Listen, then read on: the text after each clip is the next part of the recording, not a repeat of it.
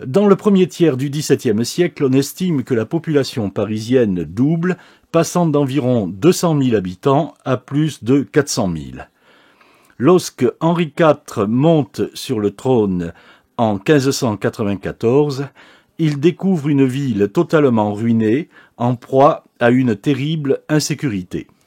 Il met en place une politique de grands travaux qui sera continuée par Louis XIII et modifiera durablement la physionomie de la capitale. Donc tout simplement, je vous rappelle ici, nous allons du règne d'Henri IV au début du règne de Louis XIV.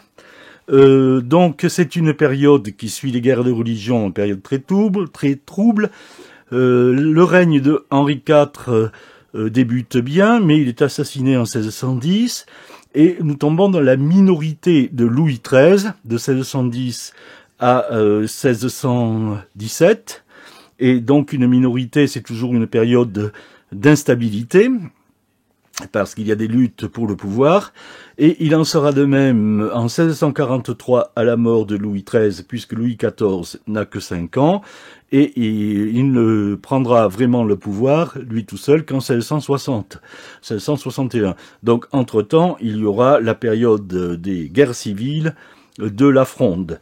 Donc, c'est une période aussi très mouvementée, qui n'est pas trop propice au déploiement de l'urbanisme et des beaux hôtels parisiens. Mais néanmoins, on va voir que dans la période qui nous intéresse, il y a beaucoup de belles réalisations qui ont fortement marqué la physionomie de Paris et qui encore donnent l'aspect que l'on connaît à notre capitale. Donc voici mon plan schématique que vous connaissez puisque je vous l'ai déjà présenté la dernière fois. Donc je reviens pas sur les remparts, ça nous l'avons déjà évoqué. Ici vous reconnaissez le Louvre et là les Tuileries. Et puis vous voyez quelques numéros. Alors ça correspond aux réalisations donc d'urbanisme. Ici en 1 vous avez le Pont-Neuf et la place des Vosges. En 2, le Pont-Neuf et la place Dauphine, pardon. En 2, la place des Vosges. En 3, l'hôpital Saint-Louis, qui est à l'extérieur de la ville, bien loin. Et en 4, le cours La Reine. Alors le cours La Reine, c'est une particularité de cette époque. C'est un cours qui est créé pour les promenades des carrosses. Donc on va commencer par évoquer cette chose-là. Donc je prends le plan Turgot qui est de 1737, donc qui date de 100 ans plus tard. Et vous avez ici le cours La Reine tel qu'il existait à l'époque. C'est une allée bordée d'arbres qui fait suite au jardin des Tuileries. Donc là, c'est ce qui deviendra la place de la Concorde, qui est tout simplement un terre-plein, une zone non habitée. Et vous avez les grilles d'entrée du cours La Reine, la demi-lune pour qu'on puisse tourner avec les carrosses, l'allée qui se poursuit ici. Alors vous apercevez toutes les lanternes qui éclairent la Seine et le cours La Reine. Vous voyez donc ici, il y a une autre demi-lune, un autre rond-point qui permet de revenir ici. Donc voilà, ça c'est la promenade qui fait tout ceci. Le cours La Reine aujourd'hui est très réduit, je crois que c'est uniquement cette partie-là. Ensuite ça s'appelle le cours Albert Ier. Donc vous avez les Tuileries, le jardin des Tuileries, ce qui deviendra la place Concorde qui est une place vide tout simplement, l'entrée du cours La Reine. Et là nous sommes 100 ans plus tard, en 1737. Bon, le cours La Reine a été créé pour que Marie de Médicis puisse se promener en carrosse tranquillement, parce que les carrosses, on ne les voulait pas dans la ville, ils étaient trop encombrants, trop bruyants, donc ils gênaient tout le monde. Il faut dire que les carrosses, c'était des voitures très imposantes et qui dérangeaient beaucoup de monde. Donc ici, j'ai pris plusieurs gravures que j'ai tirées d'un ouvrage de Garceau, traité des voitures, qui date de 1741, donc qui est postérieur de 100 ans à notre époque. Et vous voyez à quoi ressemble un carrosse. Donc là, c'est une voiture très lourde, sans suspension, avec une espèce de poutre qu'on appelle la flèche qui est au centre du carrosse et qui porte le châssis, c'est-à-dire le train avant et le train arrière. Là, vous avez le timon auquel on attache 2 chevaux, puis plus 2 autres chevaux parce qu'il faut 4 chevaux pour tirer cette voiture très lourde. Et là, vous avez la nacelle qui est figurée, et vous en avez un exemple, donc c'est un exemple là du XVIIIe siècle, très orné, la nacelle qui est suspendue par des courroies, ici, qu'on appelle des suspentes, qui servent à suspendre la nacelle pour protéger les passagers de tous les chaos de la route, puisque le véhicule est un véhicule très lourd et sans suspension. Parce que, tout simplement, quand on crée ces premiers carrosses, l'acier n'est pas suffisamment de qualité pour assurer un système de suspension. Donc pour ça, tout simplement, on suspend la voiture, d'où d'ailleurs le mot de suspension, avec des cordes et des boyaux pour que ce soit résistant. Donc voilà ici ce que c'est qu'un carrosse. Donc ici vous voyez là c'est très luxueux parce que le carrosse ne va être utilisé comme véhicule par l'aristocratie, par le roi et la cour que très peu de temps, parce que très vite on va lui substituer une voiture plus légère et plus pratique et plus sûre, c'est la berline. Berline parce que, semble-t-il, on l'a inventée à Berlin. Alors la berline, elle ne repose non pas sur, le châssis ne repose non pas sur une poutre centrale, mais sur 2 brancards, beaucoup plus légers. Donc ça rend la voiture plus maniable. Et surtout, si les suspentes de la nacelle cèdent, eh bien, la nacelle tombe sur les brancards, tandis que, et donc elle ne tombe pas de très haut, de quelques dizaines de centimètres, et ne verse pas. Tandis que dans le carrosse, précédemment, si une suspente lâchait, la voiture versait. Donc c'était très dangereux. C'était dangereux, et je vous dis, le véhicule était peu maniable, tandis que la berline est un véhicule très maniable parce que le train avant, ici, pivote complètement, les roues passent sous la calèche, donc les roues passent sous la voiture et on peut tourner en angle droit. Donc le rayon de braquage du véhicule, c'est tout simplement la longueur du véhicule, la longueur de la berline. Donc ça fait très court, ça fait un rayon de braquage de 5-6 mètres et donc ça peut permettre de passer dans toutes les rues. Donc la berline va remplacer assez vite le carrosse. Donc, autre innovation très technique et très importante, c'est le train avant, ici pivotant, monté sur un volant, et au milieu, il y a ce qu'on appelle la cheville ouvrière. C'est un ensemble très complexe de haute technologie qui a été mis au point petit à petit, et on peut dire que et c'est pour ça que en 1650, il y a en tout et pour tout 310 carrosses à Paris, et il y en a sans doute qu'une trentaine en 1600, et donc le cours Larède, là, se justifie complètement, et d'ailleurs on les interdit en ville, tandis qu'en 1700, il y aura 12 000 berlines à Paris. Alors 12 000 berlines, c'est pas uniquement pour se promener sur le cours Larène, ça devient un véhicule qu'on peut utiliser pour se déplacer, aller de Paris à Versailles ou de l'Arsenal aux Tuileries. On va utiliser ce mode de déplacement parce que le véhicule est plus léger, plus pratique. Et puis on développe à partir de 1700 les suspensions en acier, les ressorts qui vont améliorer d'abord les ressorts pour la caisse, puis ensuite les ressorts pour le châssis. Et puis il y a aussi beaucoup d'évolutions pour les essieux, parce que les essieux, là aussi, quand ils sont en acier, dans un fer trop doux, très vite, le moyeu des roues s'ovalise, et la voiture ne peut plus rouler, elle cahote, et puis ensuite elle n'avance plus. Donc il y a beaucoup d'innovations technologiques qui vont arriver entre 1600 et 1800. Ensuite, à partir de 1800, la voiture hippomobile aura à peu près les caractéristiques qu'elle a encore aujourd'hui. Donc, pour se déplacer, tout le monde ne pouvait pas avoir de carrosse. Il y avait les chaises à porteurs, mais une chaise à porteurs, c'est porté par deux laquais, un à l'avant, un à l'arrière, et c'est très lourd parce que la chaise elle-même pèse facilement une centaine de kilos, donc les laquais peuvent faire quelques centaines de mètres avec la chaise à porteurs, 1 kilomètre au grand maximum, donc c'est juste quelque chose qui permet à une dame de qualité de rendre visite à une voisine qui habite elle aussi le même quartier, disons le quartier du Marais, et pour faire quelques centaines de mètres sans se crotter, puisque les rues sont encore très sales.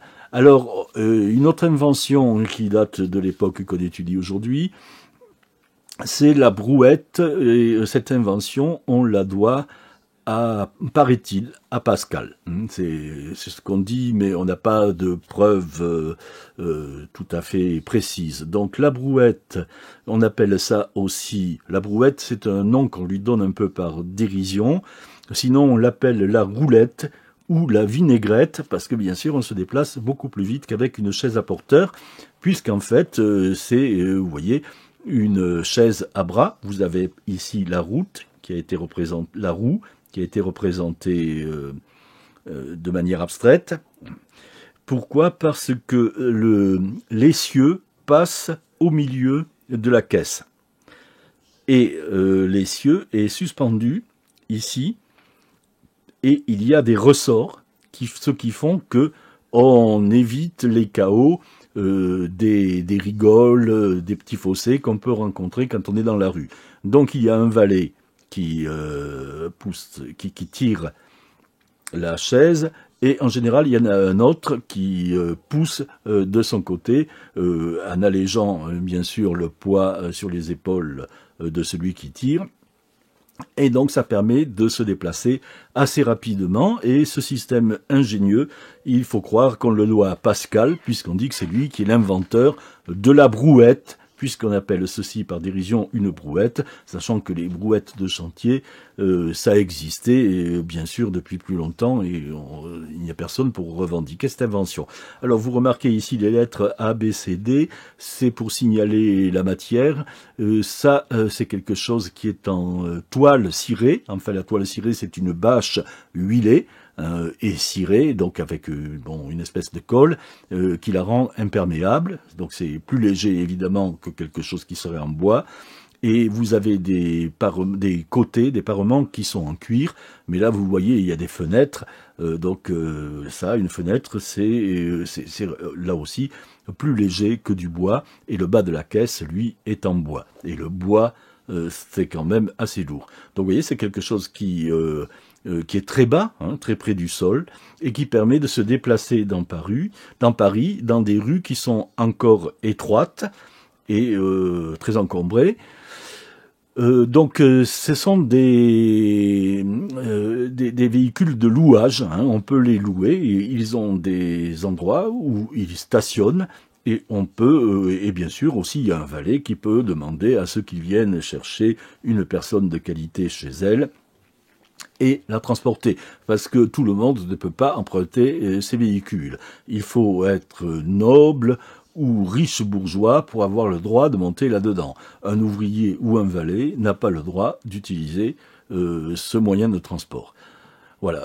Donc Pascal il imagine cette brouette vers 1650, peut-être il y en avait d'autres avant, mais il a perfectionné le modèle, et sans doute lui doit-on le système de suspension, et aussi des améliorations au niveau de l'essieu.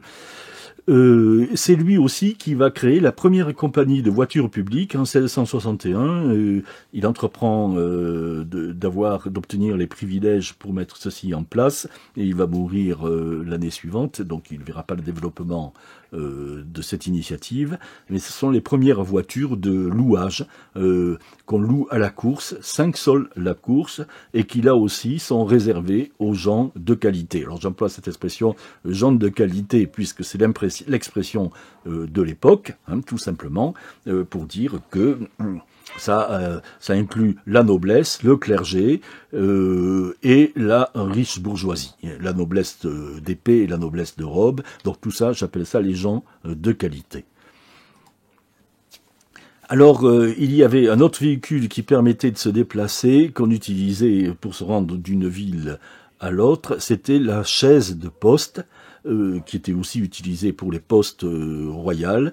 Donc c'est une voiture attelée à un cheval avec une seule paire de roues. Donc c'est très proche, vous avez vu, de la brouette. Bon, ça a des brancards plus importants. Remarquez les garde-crottes pour éviter bien sûr que les passagers ne soient couverts de boue. Et le système de suspente encore pour que la caisse soit suspendue et ne soit pas soumise au chaos de la route. Là, ici, peut-être, il y a déjà les premiers ressorts puisque ces gravures datent de 1750.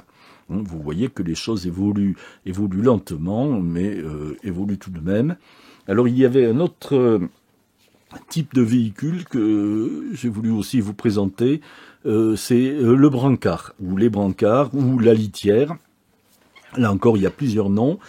Alors ceci, c'est le système de véhicule qui secoue le moins les passagers.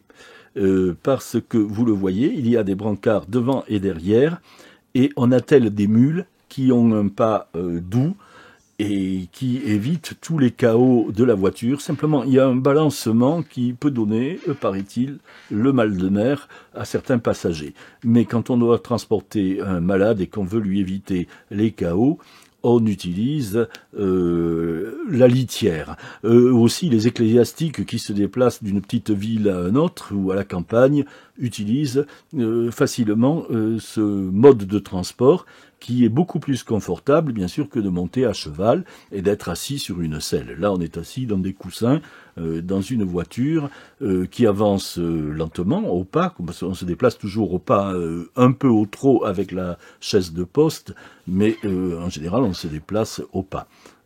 Et il y a le muletier, bien sûr, qui dirige l'attelage en toute sécurité. Et par exemple, Vauban a utilisé ce véhicule, il avait un modèle spécial pour lui, qu'il appelait la Basterne, et qu'il employait presque tout le temps, presque parce que Vauban se déplaçait dans la France entière pour étudier et développer les places fortes. Donc il se déplaçait énormément, et cette litière, ce brancard, lui permettait d'avoir son bureau ambulant. Il travaillait, il lisait, il écrivait, il faisait sa correspondance et il écrivait des livres théoriques sur les ouvrages d'art, depuis sa Basterne, qui permettait aussi de passer dans les chemins les plus étroits. L'autre avantage de ce véhicule, c'est qu'on n'a pas besoin, un simple chemin de terre suffit, d'autant plus que la mule a le pas très sûr. Alors on emploie des mules parce que la mule a le dos beaucoup plus porteur que le cheval. Mule ou le mulet, c'est le croisement d'un âne et d'un cheval, et elle peut porter toute une journée en marchant 150 kilos, tandis qu'un cheval, avec le cavalier et la selle, quand ça représente 100 kilos, il est très fatigué au bout d'une journée, et parfois, quand on veut faire de longs voyages, on a deux chevaux, un cheval qui porte le cavalier et un autre qu'on va utiliser le lendemain, ou on fait la matinée avec l'un, l'après-midi avec l'autre. Tandis que là, avec deux mules, on avance au pas, tranquillement, en toute sécurité, et on fait ces 40 km par jour, quelle que soit la nature des chemins. Donc c'est un très bon mode de déplacement. Voilà, vous connaissez tout maintenant sur les déplacements sous l'Ancien Régime. Les choses ont bien changé depuis, mais tous ces changements, vous savez, sont assez récents. Ils ont à peine 150 ans. Donc maintenant, nous entrons un peu plus dans le vif du sujet. Donc nous avons pris un peu de retard. Je m'en excuse. Je déborderai peut-être un petit peu. Nous abordons la politique des grands travaux décidée par Henri IV.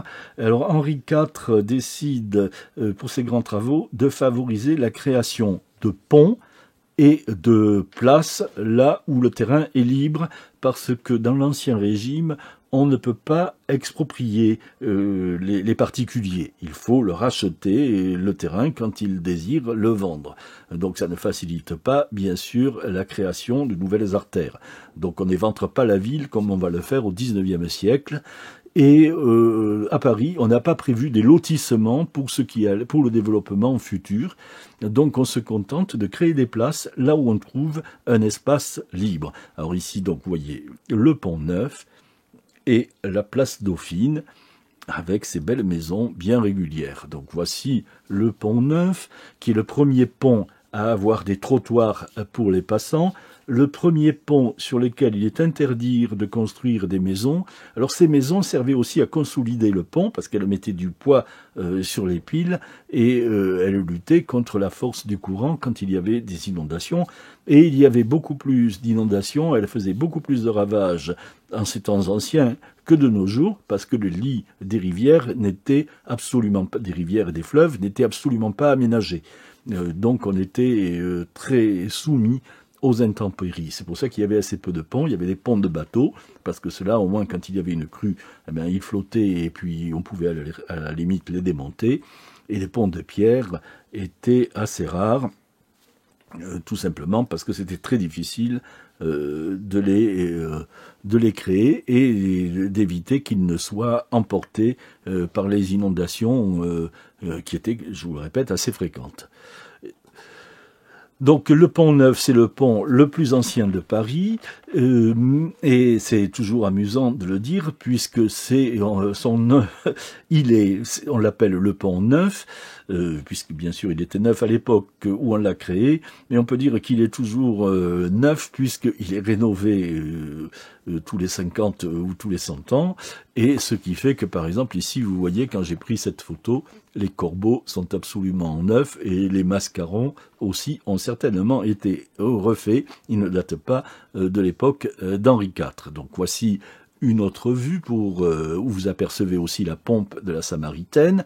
Alors ceci me donne l'occasion de rappeler, alors vous voyez, tenez aussi, là tout simplement, chaque fois vous avez la boussole, j'ai mis ici une boussole, qui vous indique où est le nord, parce que à l'époque, jusqu'au XIXe siècle, il n'y a pas de normes, chacun réalise les plans comme il l'entend, et en général avec des vues en 3 dimensions, comme ici, et place le nord, un peu n'importe où, en fonction de son point de vue. Donc ici, vous avez la pompe de la Samaritaine, c'est l'occasion de rappeler que l'eau est toujours un problème pour les habitants, parce que les personnes les plus riches qui habitent des hôtels particuliers ont des puits dans leurs hôtels particuliers, ou dans leurs maisons bien bourgeoises, il y a aussi des puits, mais tout le monde n'a pas un puits, et le puits ne suffit pas toujours.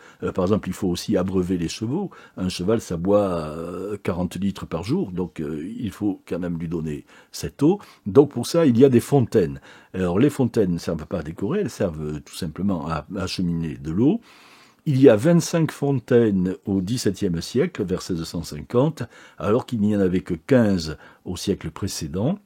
Et ceci grâce à la création de l'aqueduc de Belleville, au nord-est, et aussi à l'aqueduc de Rungis, Rungis et Arcueil qui amène l'eau au jardin du Luxembourg. Eh bien, le jardin du Luxembourg, comme il est peu habité, puisque Marie de Médicis ne va l'habiter que pendant 3 ou 4 ans, eh bien ensuite on a créé cet aqueduc et on décide que on va créer des fontaines pour les Parisiens plutôt que pour un palais qui n'est plus un palais royal ou qui ne restera pas longtemps. Donc on se retrouve avec 25 fontaines dans Paris, 25 fontaines où les porteurs d'eau peuvent puiser de l'eau pour la vendre aux Parisiens, sinon les pauvres peuvent venir boire, mais les valets n'ont pas le droit de venir prendre de l'eau pour l'apporter à leur maître. Ça, c'est le système de l'eau est réglementé. Et puis on puise la fontaine principale, c'est celle de la pompe de la Samaritaine. On pompe l'eau dans la Seine, donc une eau qui n'est peut-être pas polluée par les affluents industriels comme aujourd'hui, mais qui est tout de même bien sûr pas très saine et qui peut être porteuse de maladies.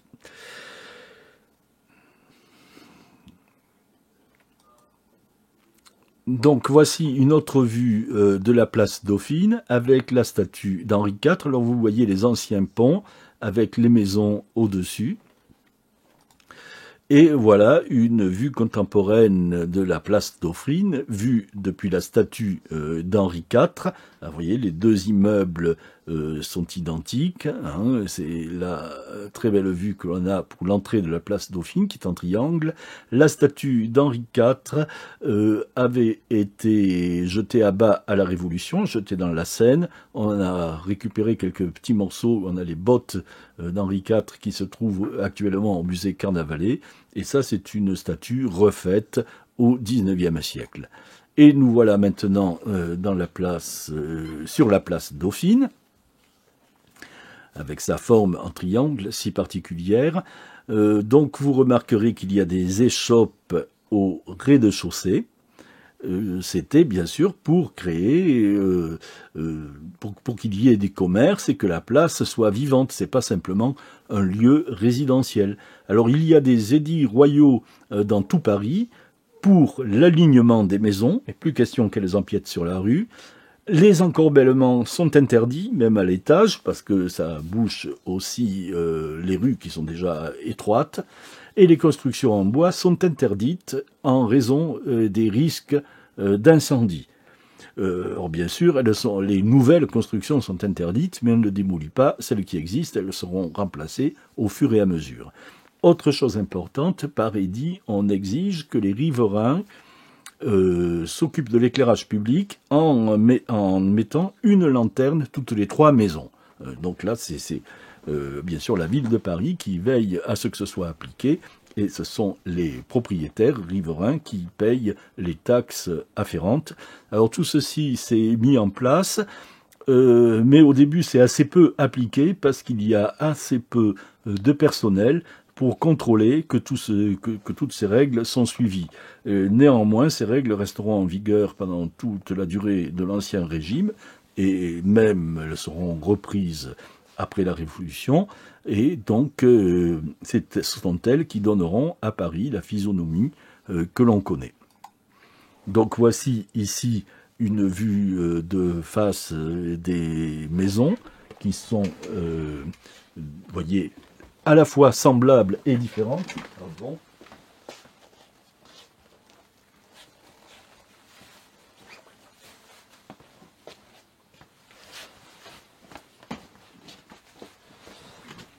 Voilà, je vous demande pardon. On commence à trouver qu'il fait un peu frais. Henri IV voulait que toutes les rues de la capitale soient pavées.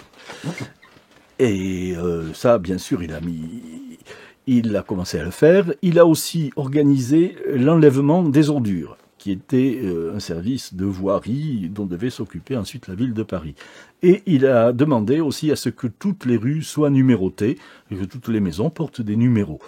Donc là encore, par manque d'argent et par manque de personnel, ça ne s'est pas fait du jour au lendemain, mais néanmoins, ça s'est fait petit à petit, vers la Révolution, 100 ans plus tard.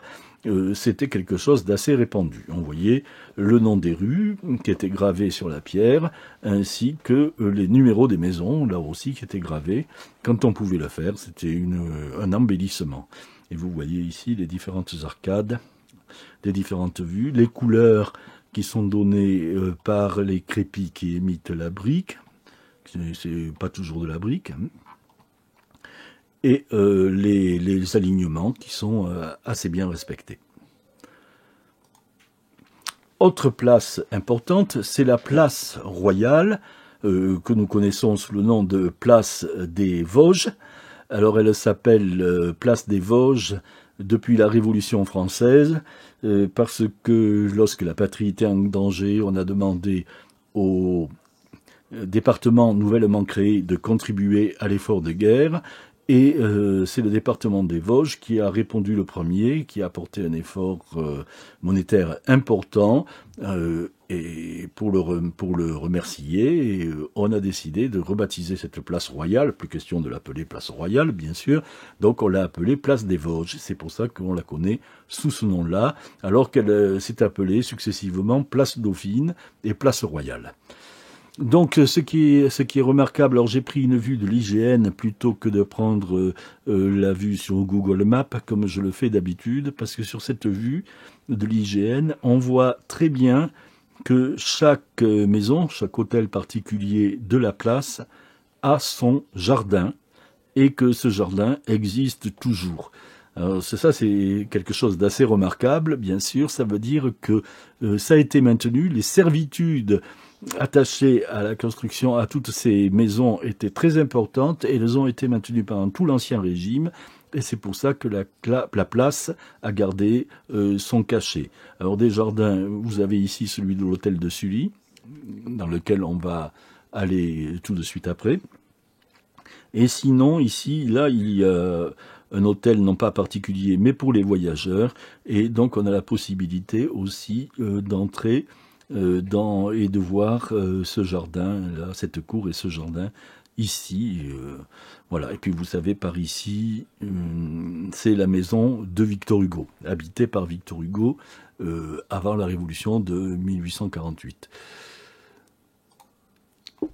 Voici la place des Vosges et le magnifique coup d'œil que nous donne l'harmonie de sa construction et des couleurs.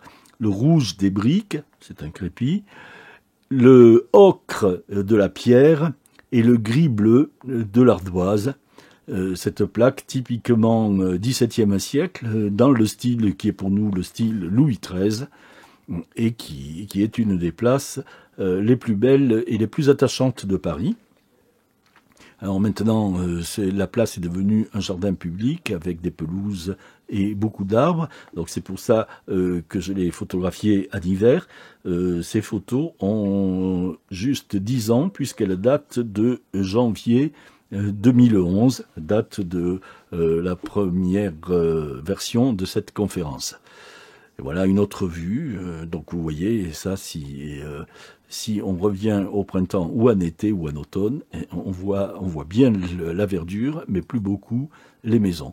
Et les fameuses arcades de la place des Vosges qui ajoutent à son charme Madame Gallet, ici, qui vous donne l'échelle et qui est en train de pénétrer dans l'hôtel dont je vous parlais, où l'on peut voir un jardin comme ils existaient dans tous ces hôtels à l'époque, et donc ils existent toujours, mais ils ne sont pas, bien sûr, accessibles facilement.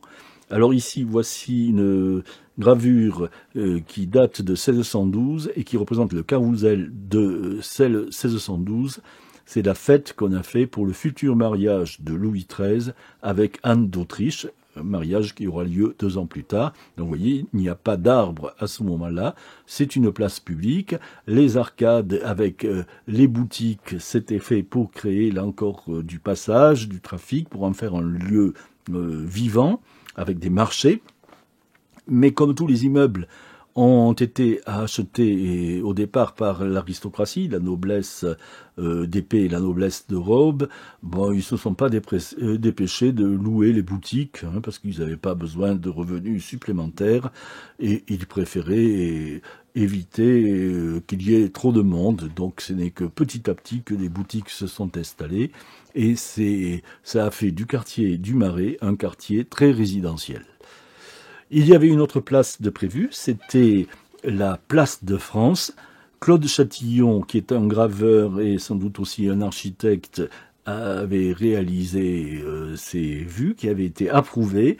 La construction allait démarrer et tout ceci a été arrêté par l'assassinat d'Henri IV. Donc vous voyez, il n'y a pas non plus là de plan en damier, mais il y a l'idée quand même de percer des rues qui convergent toutes vers la place centrale et ici des quais qui bordent la Seine. Donc ça c'était prévu à l'est de Paris, c'est-à-dire c'était prévu par ici. Ah oui, vous voyez ma souris, oui. Donc on revient ici au plan général. Donc je vous disais, on n'a pas touché aux rues qui s'étaient établies depuis le Moyen Âge. Les seules rues rectilignes qu'on voit ici, nous les devons à l'époque romaine. Et on aurait pu lotir tout ce qui était autour et décider que le jour où ça serait construit, ça suivrait un plan damier. Ça n'a pas été fait et ça a continué. Paris a continué à se développer de manière très tortueuse, malgré ces quelques places qui éclairent Paris. Et puis il y en aura d'autres sous Louis XIV et sous Louis XV. On va continuer. Louis XIV fera la place des Victoires et la place Vendôme, donc ça nous y reviendrons pas plus tard que le mois prochain. Mais on va continuer à faire des places, mais parce que sans prévoir vraiment un tracé régulateur pour la ville. Donc ici, les numéros nous renvoient à quelque chose de différent, nous renvoient aux établissements de santé qui pouvaient exister au XVIIe siècle à Paris. Alors le premier, le numéro 1, se trouve en face Notre-Dame de Paris, il n'existe plus aujourd'hui, c'est l'Hôtel-Dieu qui avait été créé au 7e siècle et bien sûr c'est là qu'on soignait les gens qui n'étaient pas suffisamment riches pour être soignés chez eux. Donc on les soignait à l'Hôtel-Dieu et les conditions d'hygiène étaient ce qu'elles étaient. On était encore à 3 ou 4 par lit à cette époque. C'est pas l'idéal pour soigner les malades. Ici, en numéro 2, il y avait Saint-Lazare, qui était à l'origine une maladrerie au XIIe siècle, quand ça avait été créé, pour recueillir donc les lépreux, et les éviter qu'ils aillent contaminer les gens en ville.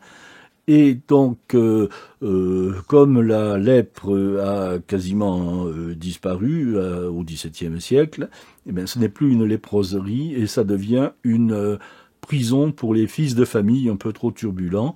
On ne les envoie pas encore à la Bastille, on les envoie à Saint-Lazare. À partir de 1650, c'est uniquement une prison pour fils de famille trop turbulents. Ce rôle sera ensuite celui de la Bastille. Numéro 3, ici, nous sommes à l'intérieur du périmètre actuel du Louvre. Là, ce sont les Tuileries. Et là, il y avait l'hôpital des 15-20. Alors ça aussi, c'est une institution du XIIIe siècle qui était réservée aux aveugles. Il y avait eu, paraît-il, beaucoup de soldats aveugles à qui on avait crevé les yeux pendant les croisades, qui avaient été recueillis. Et donc, on a créé cette institution des 15-20. 15 fois 20, ça fait 300. Donc, il y avait 300 aveugles, totalement aveugles, qui ne pouvaient donc pas subvenir à leurs besoins, qui n'avaient pas de famille pour s'occuper d'eux, et qui étaient logés ici, assez bien logés et assez bien nourris pour les standards de l'époque, mais à part cela, ils étaient livrés à eux-mêmes. Il y avait aussi et c'était quand même un asile assez, pas très agréable à regarder, mais on les cantonnait là-dedans, on s'occupait d'eux, et parce que bien sûr, ils ne pouvaient pas aller se promener en ville. Et là encore, dans les familles, quand on avait quelqu'un d'aveugle et qu'on pouvait s'en occuper, on ne l'envoyait pas au 15-20. On évitait de l'envoyer au 15-20. Et en numéro 4, alors avant le numéro 4, qu'on va étudier plus en détail, un mot du numéro 5, c'est la salpêtrière. Ce n'est pas encore les bâtiments que nous connaissons, qui datent du siècle suivant, mais la salpêtrière, à ce moment-là, est un hôpital qui sert à parquer, à garder les mendiants. Quand il y avait beaucoup de mendiants, c'était une population dangereuse, turbulente, qui faisait peur aux bourgeois. On a un peu le même phénomène avec les sans-abri, aujourd'hui encore. On essaie de les envoyer dans des institutions, de leur proposer un abri pour la nuit, ils s'y refusent parce qu'ils savent que quand ils sont regroupés comme ça, il y a encore plus de danger de problèmes d'insécurité entre eux. Et donc là, on les parquait dans ce qui était une véritable prison, et où entre eux, bien sûr, ils se battaient, et on les nourrissait très peu, et ils étaient vraiment maintenus dans des conditions très misérables, ils étaient très mal logés, très mal nourris, mais c'était vraiment de l'enfermement. Donc, en numéro 4, ici, nous avons l'hôpital Saint-Louis, qui lui était un véritable hôpital dans lequel on soignait les gens contagieux quand il y avait une épidémie. Donc il a été créé en 1619. Ils avaient ici une gravure de 1620 qui représente le jeune roi avec la reine. Alors je ne sais pas si c'est Anne d'Autriche ou la reine mère. Qui est en train, c'est une gravure de Mathieu Mérian, et ici on les voit cavalgader pour venir inaugurer l'hôpital Saint-Louis. Donc l'hôpital Saint-Louis, le voici, avec la chapelle au bout qui fait partie de l'hôpital. Dans cette vue de Claude de Châtillon, on voit mieux l'édifice, donc il est présenté dans l'autre sens. Vous avez la chapelle qui est ici. Et vous voyez que ça se présente un peu comme un quadrilatère, que ça rappelle un peu la place des Vosges, avec ici des bâtiments, voyez, qui forment un quadrilatère et des jardins d'agrément pour les bâtiments qui sont autour. Et la chapelle qui est réservée aux malades, mais aussi aux habitants du quartier quand il n'y a pas d'épidémie. Et vous apercevez au fond le sinistre gibet de Montfaucon. Alors voici le plan qu'on peut photographier à l'entrée de l'hôpital Saint-Louis aujourd'hui. Donc j'ai fait cette photo il y a 10 ans lorsqu'on préparait ce sujet. Et là, je ne vais pas le détailler, mais vous avez ici, on vous liste tous les différents bâtiments. L'entrée est ici. Et puis là, c'est les bâtiments réservés aux malades. Et là, vous avez toutes les structures permettant le fonctionnement. Donc ici, par exemple, tout ça, c'est la lingerie. Et là, vous avez le lavoir. C'est évidemment, quand il y a des gens contagieux, leur linge est contagieux, donc il faut leur donner du linge propre et le laver fréquemment. Autre chose, ici, c'est le pavillon des enfants. Parce que même les enfants peuvent être malades. Alors les maladies, à l'époque, c'est encore la peste et c'est aussi la variole. Ce sont les maladies les plus contagieuses, mais après tout, il peut y avoir des épidémies de rougeole ou autres. Et donc voilà, les enfants, on les mettait ici. Et les gens de qualité, on les mettait soit dans ce bâtiment, soit dans les petits bâtiments si je crois que c'était dans ce bâtiment. Enfin, tout ça, c'est détaillé dans ce plan. Vous avez ici un abreuvoir. Et je vous montre simplement les différentes vues. Donc vous voyez, c'est un peu la même chose que pour la place des Vosges. Vous retournez l'alternance de briques et de pierres, mais là vous avez un crépi sombre tout gris. Il n'est pas interdit de penser qu'un jour, avec une restauration, on va restaurer ici un crépi de briques, ce qui rendrait l'ensemble bien plus attrayant. Donc voilà la vue générale. Donc vous voyez, il y a quand même du crépi de briques un peu partout. Et voilà les différents bâtiments qui ne manquent pas d'allure. Donc toujours photographiés en hiver, sinon on ne les voit pas. Et puis c'était l'époque de la conférence.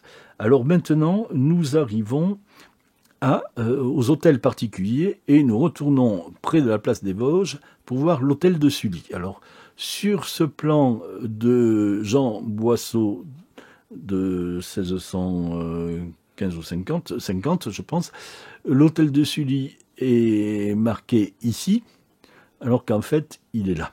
Donc, l'hôtel de Sully est ici par rapport à la place des Vosges. Alors l'hôtel de Sully, c'est le fameux Sully, le ministre d'Henri IV, Maximilien de Bithune, duc de Sully, qui achète l'hôtel déjà construit, déjà meublé, en 1634. Alors il faut savoir qu'en 1610, lorsque Henri IV meurt, tout de suite on remercie Sully, on se débarrasse de lui. Comme de bien entendu. Malgré tout, malgré cette disgrâce, il garde sa fortune. Il a un très beau château à Sully-sur-Loire, en Bourgogne, et enfin, mi-chemin entre la Bourgogne, enfin, au début de la Bourgogne. Et il lui faut un pied-à-terre à Paris, parce qu'auparavant, il était logé à l'Arsenal parce qu'il était grand maître de l'artillerie. Alors ça aussi, on lui retire ce titre. Donc il dit, ben voilà, je vais m'installer ici, je vais avoir un pied-à-terre à Paris. Et c'est pour ça qu'il achète cet hôtel, qui avait été construit 10 ans plus tôt pour un financier qui s'appelle Même Gallet. Et comme tous les financiers, à peine achevés, ils se dépêchent de revendre pour gagner un peu plus d'argent et en construire un autre encore plus beau, encore plus grand. Donc on le doit à Jean Androuet du Cerceau, qui est le petit-fils de Jacques Androuet du Cerceau, qui est le grand architecte de la Renaissance. Et depuis 1620, la noblesse s'installe dans le quartier du Marais, autour de la place, soit à la place des Vosges, soit aux alentours, parce qu'il y a des terrains plus importants à lotir, donc on peut créer des hôtels plus grands. Et c'est pour ça qu'il y a cet hôtel dont la façade est encore assez proche de la Renaissance, mais en même temps on sent l'influence du palais du Luxembourg, avec les murs de refend. Vous voyez, ce type de bossage, on appelle ça des murs de refend. Et dans l'architecture classique française, on va le conserver uniquement, comme ici, autour des ouvertures. Mais en revanche, là, c'est deux frontons curvilignes avec ces statues, et même ici, les frontons au-dessus des fenêtres, c'est quelque chose qui est plus proche de la Renaissance que de l'époque classique, qui va venir ensuite. Et de même que ces grands toits en bâtière, ces grands toits, ça évoque aussi la Renaissance. Ensuite, on fera des toits en bâtière, justement, beaucoup plus bas, cachés par des attiques. Ça sera le style dit classique.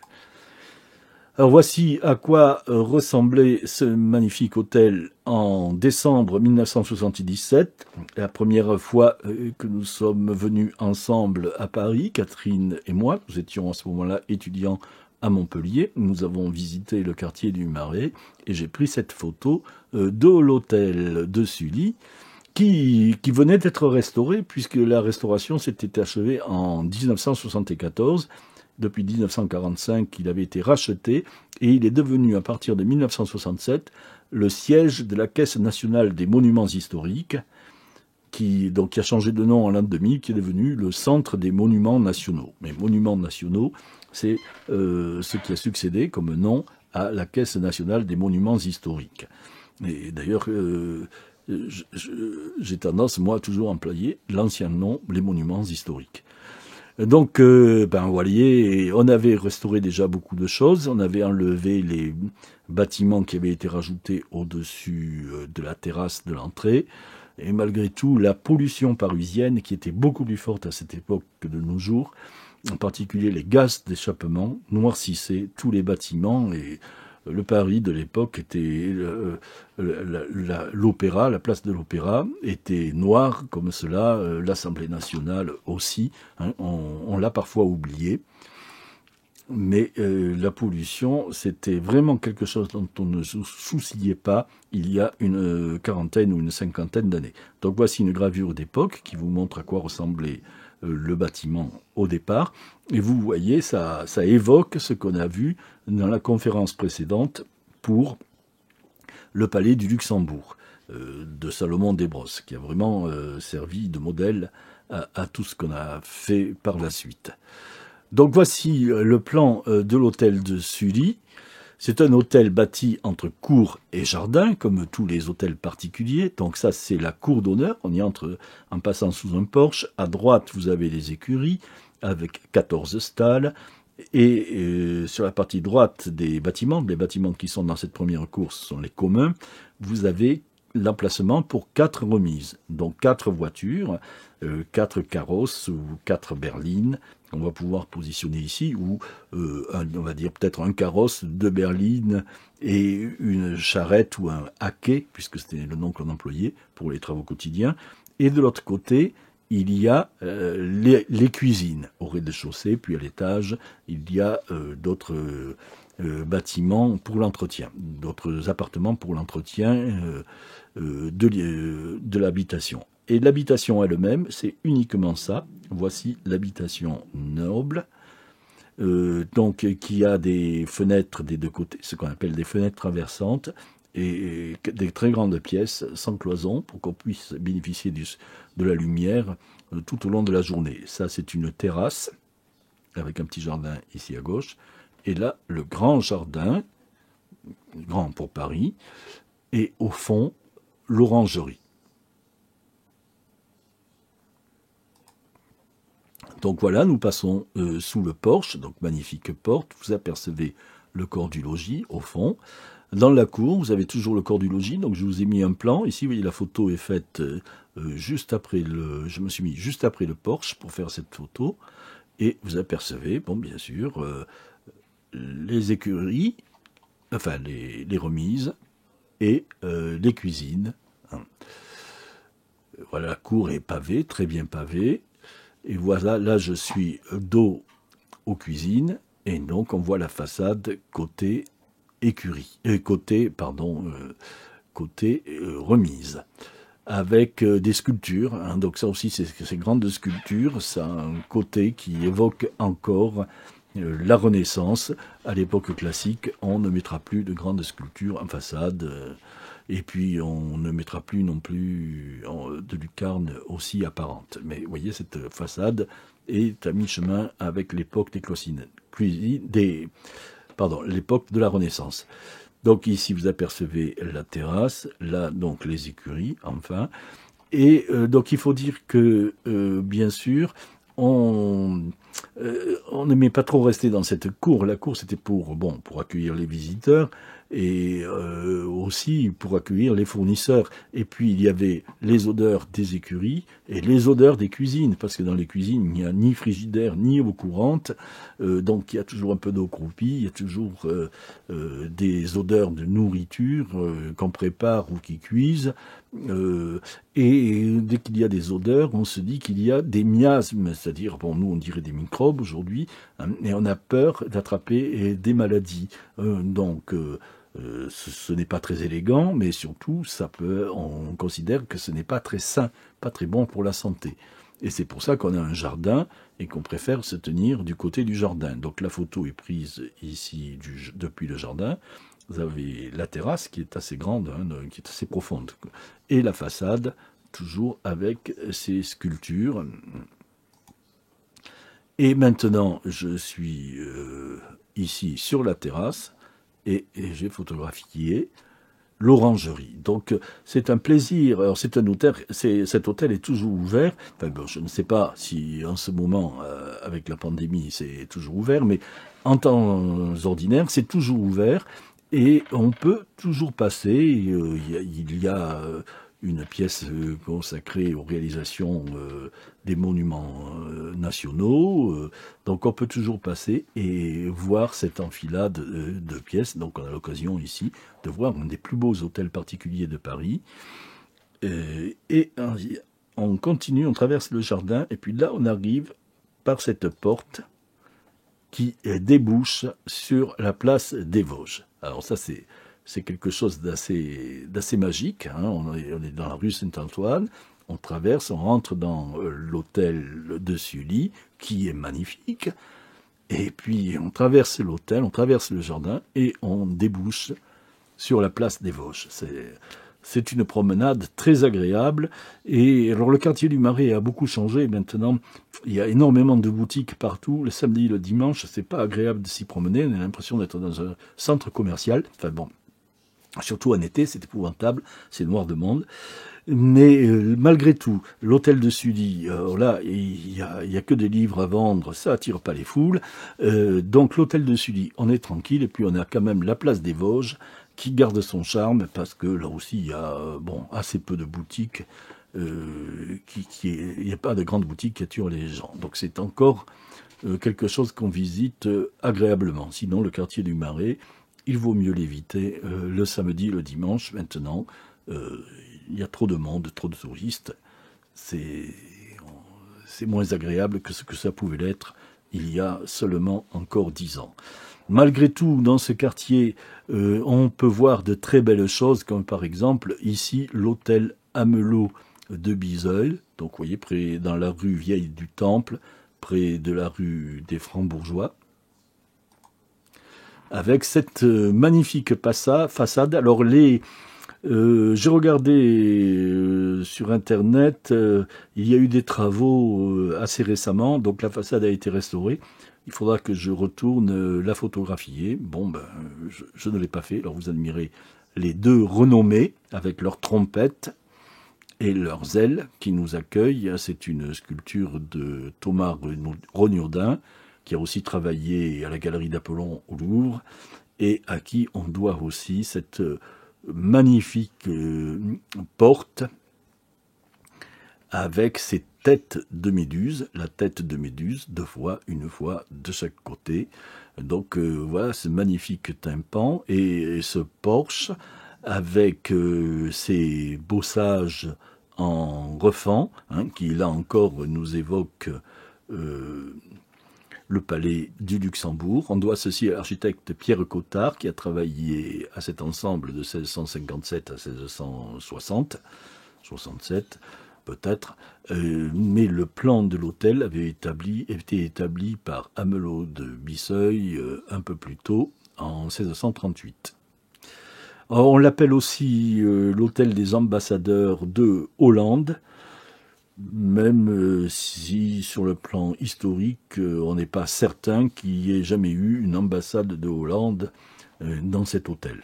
Donc je fais des recherches sur Internet, mais j'ai rien trouvé de probant à ce sujet. Donc voilà la magnifique sculpture de la porte. Donc la porte qui a été là aussi rénovée très récemment. Il va falloir que je refasse les photos.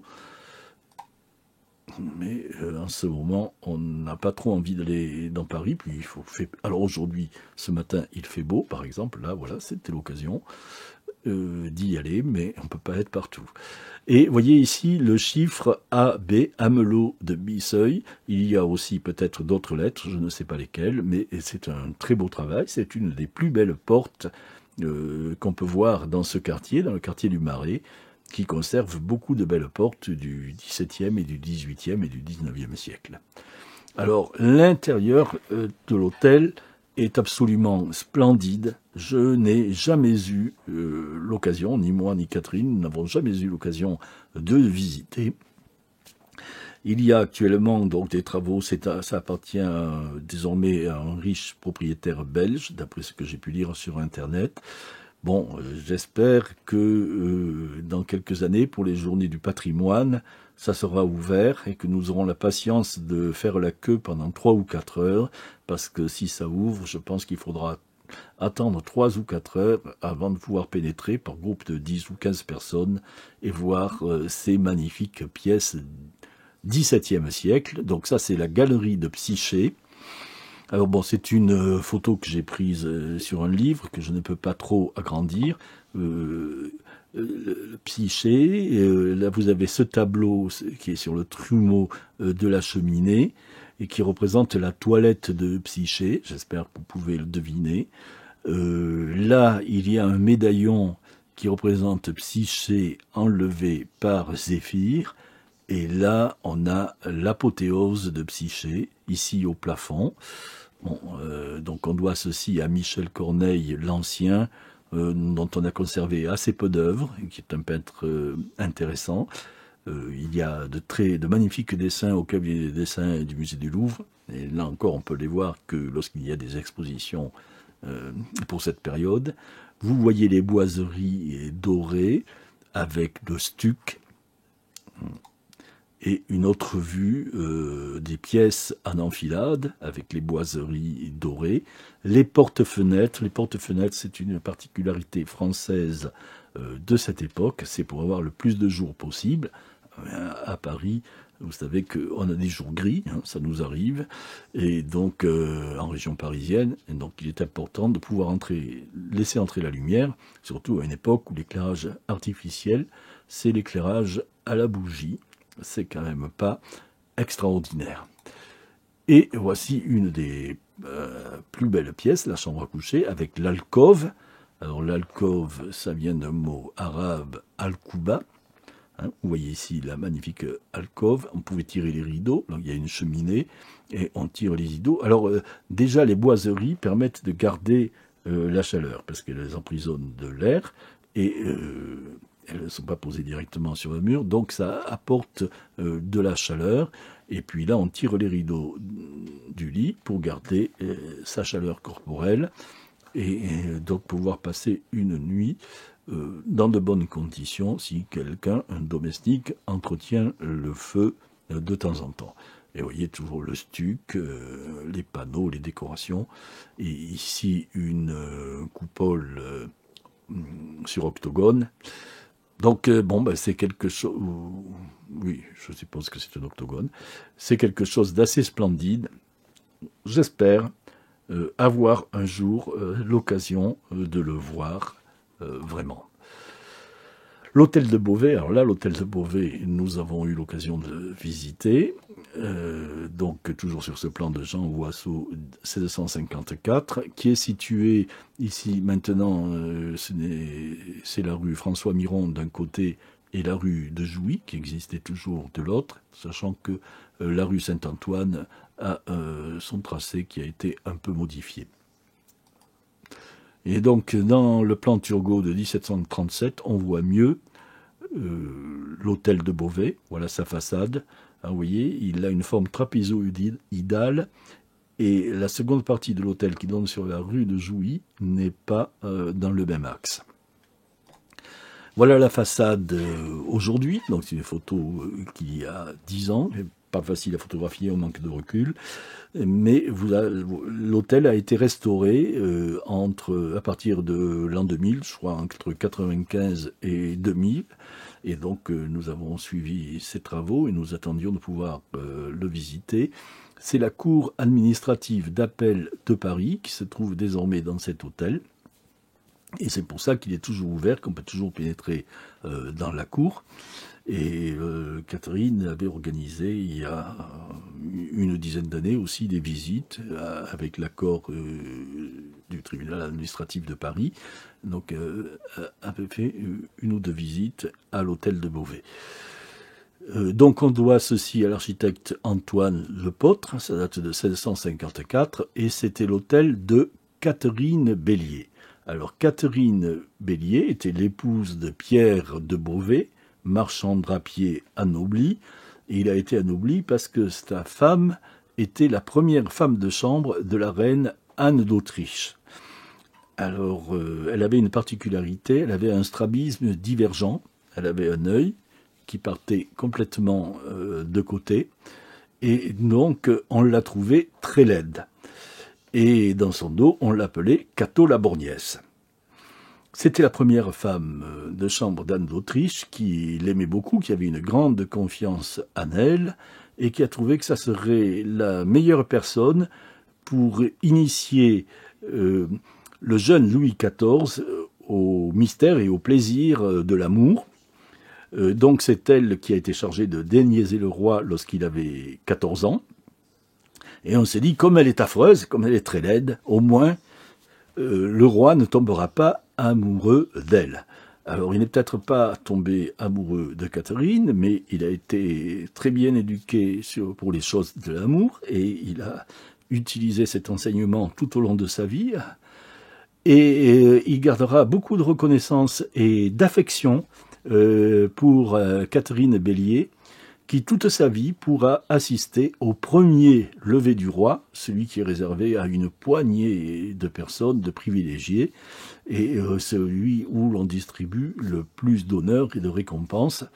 Donc elle jouit d'un privilège qui est très important pour cette époque, et déjà en 1654, donc pour la récompenser des services rendus à la couronne, la reine lui donne, anoblit son mari et lui donne de quoi créer ce magnifique hôtel particulier.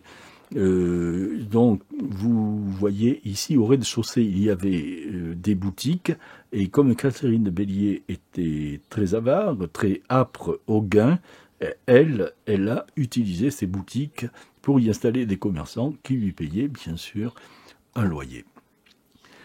Alors cette gravure de Jean Marot représente un événement important qui s'est déroulé en août 1660.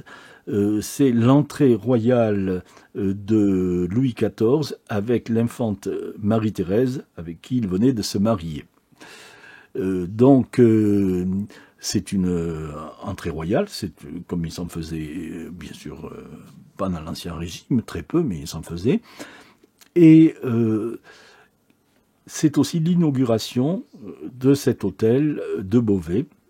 Et le jour de cette entrée royale, il y a la reine Anne d'Autriche, qui est invitée donc par Catherine Bélier, qui vient assister au passage du cortège de son fils. Alors, cortège qui était ouvert par le cardinal de Mazarin, qui arrivait avant le roi, bien avant, et qui était venu rejoindre la reine au balcon pour voir passer le roi. Et il y avait aussi le maréchal de Turenne qui était présent sur le balcon. Donc vous voyez le grand honneur que l'on fait à Catherine Bélier à cette occasion pour le passage du roi, et vous voyez et vous appréciez la façade de l'hôtel qui est telle que on l'a pu la voir aujourd'hui. Alors cet hôtel, il est encore connu pour autre chose, c'est parce qu'en 1763, il est loué par le comte Van Eyck, qui est ambassadeur de l'électeur de Bavière et qui est marié avec la fille du comte Arco, qui est le premier ministre du prince évêque Colloredo, évêque et prince de Salzbourg. Et comme cette année-là, la famille Mozart, le père, la mère, le jeune Mozart, le jeune Wolfgang et sa sœur Nannerl sont en tournée dans l'Europe et viennent à Paris, eh bien, ils séjournent ici, à l'hôtel de Beauvais. On leur a réservé une chambre et on leur installe dans cette chambre le clavecin de la comtesse pour que Mozart et sa sœur puissent s'entraîner tous les jours avant d'aller donner des concerts en ville et à la cour. Donc voilà, on est en 1763 et il y a toujours eu une plaque commémorative à cet hôtel, à ce sujet. Alors le terrain de ce lot, de cet hôtel, est très particulier parce que il était situé dans un quartier très ancien et il y avait des fondations qui remontaient au Moyen-Âge. Et donc il est assez particulier, je vous disais, il est trapézoïdal. Et donc là on a le plan au premier étage, avec là on est au-dessus des boutiques, il y a des grandes salles. Il y a le vestibule et l'escalier qui est dans le coin. C'est un escalier qui tourne, ce n'est pas un escalier droit qui prend trop de place, il prend moins de place comme ça. Une grande cour en fer à cheval avec au fond les remises. Et à l'étage, vous avez une chapelle, la galerie. Il faut toujours qu'il y ait une galerie dans un hôtel particulier, ça sert pour les réceptions et pour les bals. Et de l'autre côté, il y a un jardin suspendu au premier étage, un jardin à la française, avec des appartements aussi magnifiques, qui se terminent par une garde-robe et une salle de bain, une chambre de bain. Donc vous voyez, c'est vraiment un très bel hôtel, et situé sur un terrain qui est très bien exploité, parce que c'était pas facile. En dessous, il y avait les écuries par là. Voilà, donc ça, ici, vous avez les remises, et derrière les écuries, la chapelle qu'on devine ici, et là, le vestibule, la rotonde du vestibule. Voilà à quoi ça ressemble aujourd'hui. L'escalier est par ici. Ça, c'est la porte qui mène à la cage d'escalier. Et voilà tel qu'il était en 1977, la première fois que nous sommes venus à Paris. Eh ben, il fallait un peu plus d'imagination pour voir dedans un bel hôtel, mais on imaginait très bien la famille Mozart qui logeait par ici, au premier étage. Ça a tout de même changé, donc vous voyez l'importance d'une restauration. Donc dans les années 80, il était encore dans un état proche de celui-là, et puis on a vu un chantier s'installer pendant des années en disant oh là là. comment vont-ils faire, qu'est-ce qu'on va voir quand ça sera terminé, et on a vu cette restitution magnifique. Donc là, je suis au fond de la cour, je photographie donc l'entrée, le vestibule. Madame Gallet se dévoue encore une fois pour vous donner l'échelle. Et voilà la superbe cage d'escalier qui était dans un état épouvantable donc dans les années 80 ou 77, quand j'ai fait mes premières photos. Et voilà la maquette qu'on trouve aujourd'hui à l'hôtel de Beauvais. Donc vous voyez ici la rotonde et vous voyez qu'on est à l'étage, que ceci correspond au premier étage. Et voilà, on a restitué le jardin suspendu qui a disparu et la galerie, elle, qui existe et a été restituée, ainsi que la chapelle. Et au sous-sol, on peut voir les caves qui servent aujourd'hui de lieu de réception, les caves qui sont en fait les celliers de l'abbaye d'Ourscan, de l'hôtel des moines d'Ourscan qui se servaient, qui avaient leur cellier ici. Je vous avais présenté les celliers de la maison d'Ourscan tels qu'on les voit dans la maison de l'association du Paris historique, au pâté de maison précédent. Et vous voyez ce que ça donne quand c'est restauré. Donc vous avez deux exemples ici de ce que peut faire une restauration. Donc là, on est dans la période gothique. Et voilà ce que ça donne quand c'est bien restauré.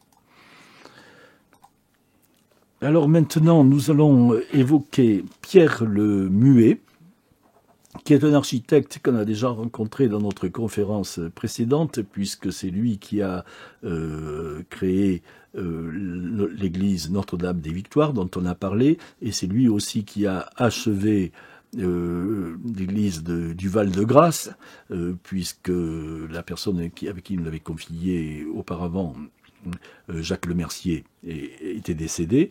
Donc c'est un grand architecte qui a créé des maisons et des hôtels particuliers à Paris et à Dijon, et quelques châteaux aussi. Et il est passé surtout à la postérité pour cet ouvrage, la manière de bâtir pour toutes sortes de personnes. La première édition date de 1623. Celle que je vous présente aujourd'hui, c'est celle de 1647. Il y aura une autre en 1664 et une autre enfin après sa mort en 1681. Et l'ouvrage sera traduit en anglais en 1670. Donc il y a ici une série de plans qui va être utilisée. Tiens, on va s'arrêter là. Non, c'est pas comme ça qu'on s'arrête, voilà, qui vont être utilisés par beaucoup d'entrepreneurs parisiens pour construire des maisons bourgeoises ou pour de la petite noblesse quand on leur demandera. Alors vous voyez, c'est toujours des maisons, vous avez vu la façade, construites entre cour et jardin. Et le corps du logis est ici, et les communs sont avant, avec les écuries, les cuisines, les communs, le logis principal avec les fenêtres traversantes et le jardin avec un puits, soit dans la cour, soit dans le jardin. Donc vous voyez, on retrouve la structure des hôtels particuliers et on s'adapte bien sûr, ça va de du plus petit lot, le moins large possible sur la rue et le moins profond possible, à quelque chose de plus profond ou de plus large sur la rue. Donc là, on a un catalogue de construction qui va être abondamment utilisé de son vivant et après lui. Donc il y a un côté systématique, il s'est inspiré aussi de réalisations italiennes, il s'est inspiré de Serlio, qui était un architecte qu'il admirait et dont il a traduit les œuvres.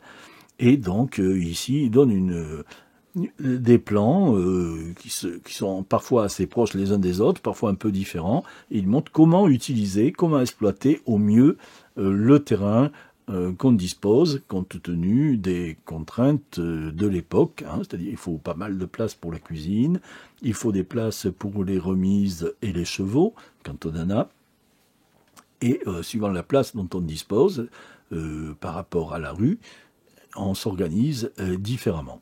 Voilà, donc c'est quelque chose d'important aussi qui nous montre comment on rêvait d'habiter à cette époque, hein, puisque tout ça c'est un peu théorique. Dans la pratique, évidemment, tout ne ressemblait pas forcément à ça. Alors, vous voyez, bien sûr, on va jusqu'aux grands hôtels particuliers. Euh, et il y a une seconde partie du livre que j'ai arrêté de photographier et qui explique comment on construit la charpente, les toitures. Hein, donc j'ai trouvé que c'était quand même moins intéressant à présenter. Et j'ai arrêté de photographier ce livre qu'on peut consulter à la Bibliothèque nationale. Mais c'est quelque chose, je trouve, d'assez intéressant. Il reste un ou deux immeubles qu'on peut attribuer à Pierre le Muet, mais qui ont subi, bien sûr, d'importantes transformations depuis cette époque. Alors c'est l'occasion d'évoquer aussi la haute bourgeoisie et la noblesse de robe, qu'on peut voir dans ce tableau de Philippe de Champaigne. Philippe de Champaigne, qu'on avait vu beaucoup d'œuvres de lui dans l'épisode précédent. Et là, on nous présente le prévôt des marchands et les échevins de la ville de Paris. Donc vous voyez que ce sont des gens alors qui ont la tenue austère de la noblesse d'épée ou des bourgeois. Ils sont bien en noir, mais ils ont de magnifiques doublures de manteaux rouges et des cols à rabat absolument impeccables. Donc ce tableau de grande dimension, 2 mètres de haut, 2,71 m de large, a été fait en 3 exemplaires, parce qu'il en fallait un pour le prévôt, et il y en a 2 autres exemplaires qui ont été achetés par des échevins. Donc c'est pour montrer que, c'est pour ça que je parle de gens de qualité, pour reprendre l'expression qu'on trouve dans les pièces de Molière, parce que bien sûr c'est important. C'est plus facile de parler des gens de qualité. Il faut savoir que la noblesse d'épée, la noblesse de robe, tous les gens qui se disaient nobles, ça pouvait représenter jusqu'à un quart de la population. Hein. Donc c'était quand même une classe assez nombreuse. Et il y avait à chaque génération des gens issus de la bourgeoisie, généralement, qui intégraient cette classe-là. Je pense noblesse et clergé, hein, puisque c'est haut clergé. Donc c'était quand même une société de caste, mais il y avait, pour employer l'expression qu'on emploie aujourd'hui, un certain ascenseur social, c'est-à-dire il y avait des passages d'une classe sociale à une autre, et ça pouvait se faire en 2, 3 générations dans la bourgeoisie. Alors maintenant, nous arrivons à l'Arsenal. Je vous avais dit que le duc de Séville avait été grand maître de l'artillerie. L'Arsenal qui se situe un peu après la Bastille au bord de l'eau parce qu'on peut acheminer le bois, et l'Arsenal, il sert à conserver les armes et les munitions, donc la poudre et les canons qui étaient entreposés dans la cour, parce qu'on ne les laisse pas sur place, ici, sur les remparts, quand il n'y a pas de guerre, et puis ça sert pour équiper, bien sûr, les soldats quand on part à la guerre. Donc, c'est pas la Bastille qui sert d'arsenal, c'est l'Arsenal. Et le roi avait d'ailleurs un logement à l'Arsenal, parce qu'en cas d'attaque, ça pouvait devenir son bureau de commandement. Donc l'Arsenal nous intéresse, ça se visite, la bibliothèque de l'Arsenal se visite par petits groupes d'une douzaine de personnes, et sur rendez-vous 2 fois par semaine en général, et c'est vraiment quelque chose d'intéressant que je vous recommande dès qu'on pourra reprendre ce genre de visite, parce que je pense qu'en ce moment ça va être fermé. Et il y a 2 pièces très intéressantes.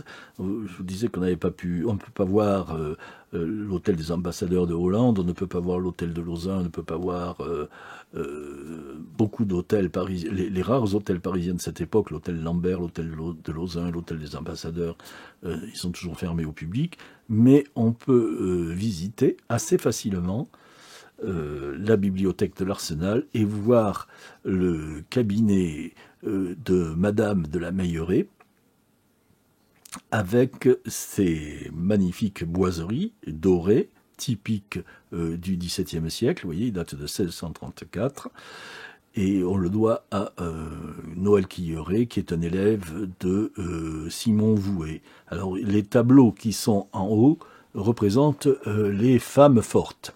Là, on reconnaît sans peine, pardon,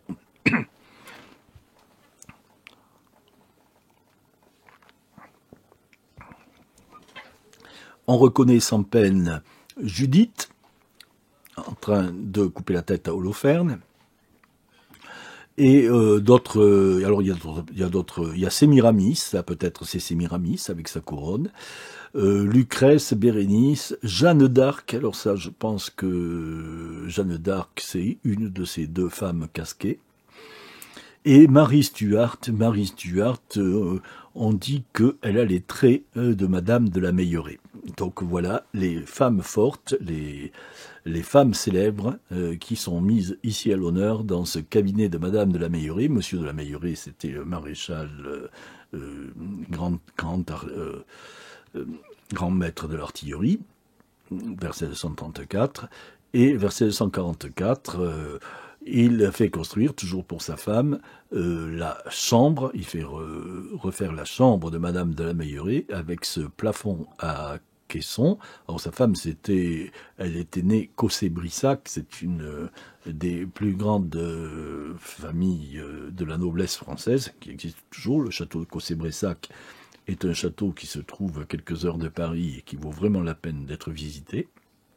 Et ici, vous voyez le plafond en caisson qu'on doit à Charles Pierson, avec, là encore, des sujets mythologiques. La photo est prise depuis le lit.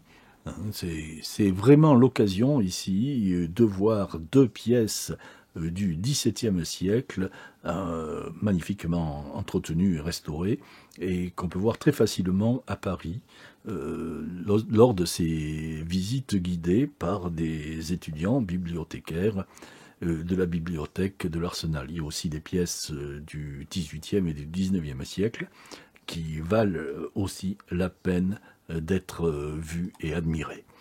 Alors ici, cette gravure d'Abraham Bosse nous montre à quoi ressemblait la chambre d'une dame de qualité, comme Madame de la Meilleraye. Donc ici, ça s'appelle la visite à la couchée. Vous voyez là un tableau avec un crucifix, ici un petit rideau, c'est un oratoire. C'est là qu'on se mettait pour prier ou pour recevoir les sacrements si on était malade. Si on avait un confesseur qui venait ici, on pouvait même dire la messe là.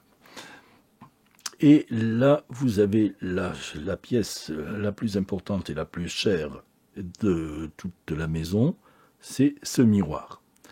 Parce qu'à cette époque, en 1633, le miroir, ça coûte pratiquement aussi cher que la maison.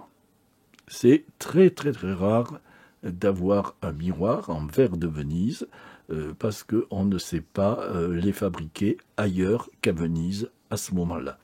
Donc vous voyez, c'est quelque chose qui montre la richesse de cette femme. Alors les gravures d'Abraham Bosse sont très intéressantes parce qu'elles nous montrent toute la vie quotidienne dans cette première moitié du XVIIe siècle.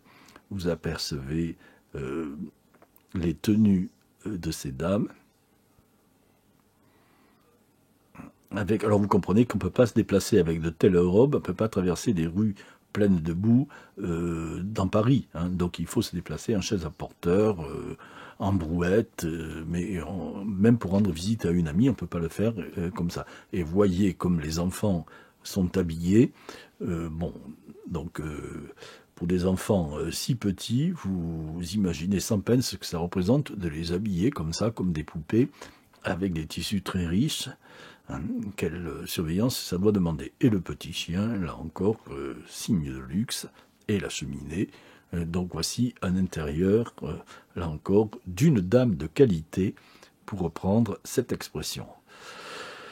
Alors maintenant, nous arrivons à l'île Saint-Louis. Nous allons voir l'hôtel Lambert, et puis de l'autre côté aussi, nous dirons un mot de l'hôtel de Lauzun.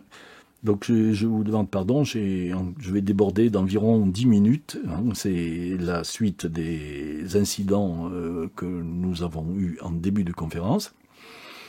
Donc cette île, ici, l'île qu'on appelle l'île Saint-Louis maintenant, qui s'appelait au début l'île Notre-Dame, était en fait composée de deux parties.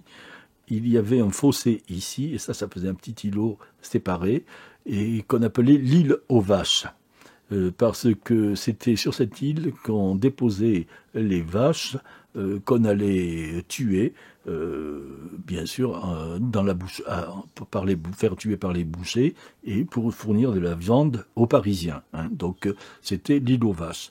Et on décide, sous Henri IV, de la lotir. Il fait construire un pont de pierre qui a été refait plusieurs fois depuis, hein, le pont Marie. Là, on utilise un plan en damier. Donc, on demande aux entrepreneurs de combler le fossé, de faire qu'une seule île. On détermine des plans en damier, quitte à eux de construire, de mettre les fondations et de construire la voirie pour qu'ensuite on puisse développer des hôtels et une église au milieu, l'église Saint-Louis. Tout ça se construit entre 1640 et 1670, et vous voyez, le plan date de 1650, et déjà les travaux sont très avancés. Alors, l'hôtel Lambert de Tourigny, conseiller et secrétaire du roi, se trouve au bout de la pointe de l'île Saint-Louis, et il a lui aussi un jardin suspendu. Ici, il y a une terrasse et au premier étage, il y a un jardin suspendu qui permet d'avoir une belle vue sur la Seine. Bon, aujourd'hui, c'est un endroit très bruyant. Hein. Ce quartier est très bruyant, mais on peut supposer qu'au XVIIe siècle, c'était plus agréable et moins bruyant. On doit ceci à l'architecte Louis Levaux, qui est le grand architecte de la période de Louis XIV, à qui on doit Vaux-le-Vicomte et une partie de Versailles. Donc c'est un des plus grands architectes de l'époque. Et à l'intérieur, il y a un plan très original, avec l'escalier qui est au fond de la cour, un escalier droit, monumental et décoratif. Et ici, la galerie, au-dessus qui donne sur le jardin suspendu. À l'intérieur, la galerie, c'est encore une splendeur avec des portes-fenêtres. C'est là aussi quelque chose, paraît-il, de très beau. Je dis paraît-il parce que je n'ai jamais eu la chance de le visiter. Quand il a été revendu il y a quelques années, 5-10 ans, à un moment, ça a été ouvert pour les journées du patrimoine. Mais il fallait faire la queue, et on a commencé à faire la queue, mais au bout d'une heure, on a appris qu'on en avait encore pour plus de 3 heures. Donc on y a renoncé. Peut-être on a eu tort, mais bon, c'est tout de même 4 heures de queue, 4 heures à attendre debout dans la rue, c'est un peu fatigant. Donc voilà, la galerie d'Hercule, qu'on doit à Lebrun, le grand peintre et décorateur de Versailles, et Van Hostal pour les stucs. Et vous remarquez les portes-fenêtres qui vont jusqu'au sol.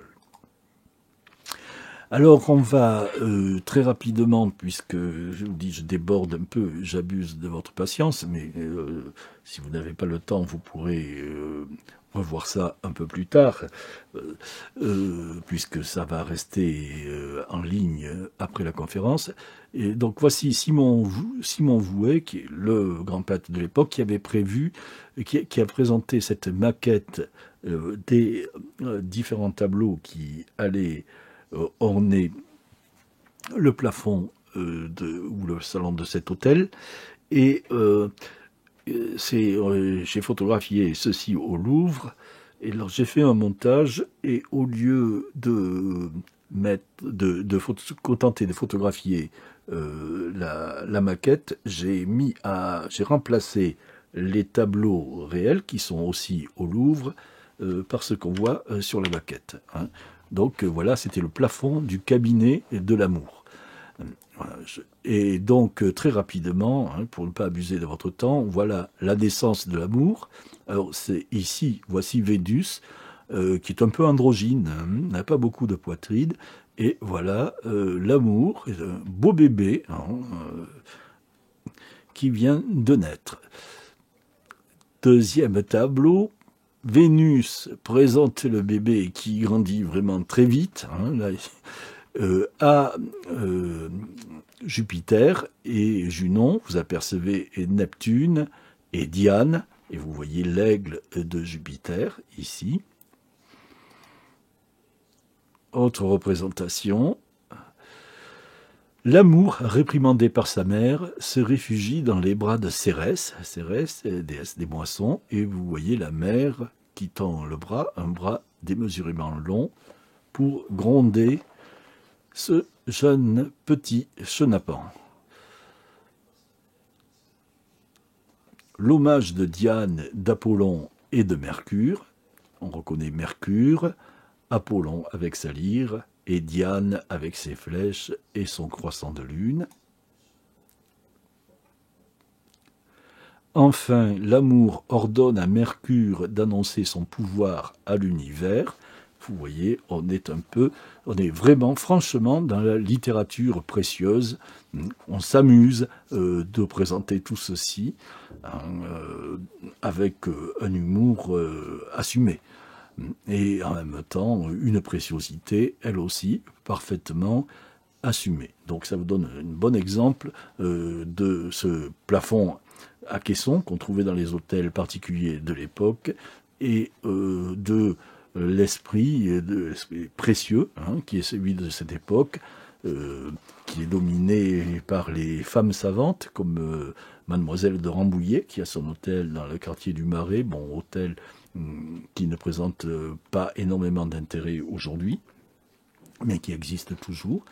Et donc voilà ce magnifique plafond de l'hôtel Lambert qu'on ne peut pas visiter. Alors l'hôtel de Lauzun, Catherine et moi, nous avons eu la chance de le voir lorsque nous avons commencé à habiter à Paris en 83 ou 84. Et là encore, je crois qu'il a été... Alors, je ne sais pas si c'est l'hôtel Lambert ou l'hôtel de Lauzun qu'on a failli visiter pour les Journées du patrimoine.